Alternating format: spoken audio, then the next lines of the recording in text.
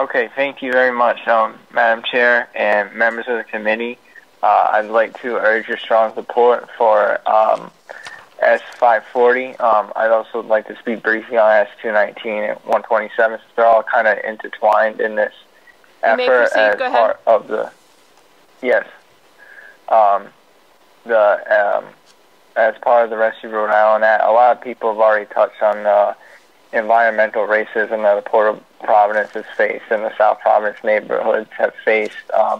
So I'd like to go into kind of the historical inspiration I think that spurred these efforts. And in 1933, when Franklin Delano Roosevelt came into office, much like Governor McKee now, he inherited a great depression. As we've heard now, we've ended into a double-dip recession, and he immediately took action to rectify where the private market had failed. He created the Civilian Conservation Corps that put tens of thousands of young men to work, planting billions of trees, building state and national parks, the same kind of environmental remediation and cleanup efforts that the Green Justice Zones are talking about, starting with the South of Providence neighborhoods that have been so deeply affected by it.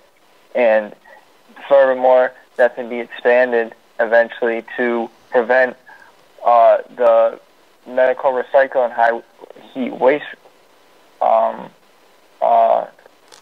company that's trying to open up a facility in the East Stratford Forward neighborhood right now. We don't want that here either.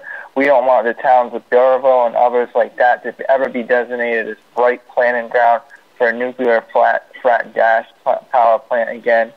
And furthermore, just to the eviction provisions of the S219, the laws of residential landlord-tenant acts have overwhelmingly failed landlords for as long as those laws have been on the books.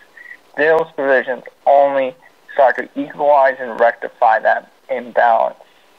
So, furthermore, I'm not here to burn out the torches and the pitchforks on you, but when elections are brought up, the last election just a couple of weeks ago showed that these are winning issues. Green bond was approved for almost 80% of the voters in a low turnout off-year special election. The housing bond passed with almost 2/3 of support, and we've seen overwhelming appetite to this on the path. These are winning issues that you can champion in future elections, and we just ask that you champion them now, right now, because people need this kind of help in this moment. This is that FDR Green New Deal moment that we can all take together. So I thank you for your time, and thank you for having us here tonight.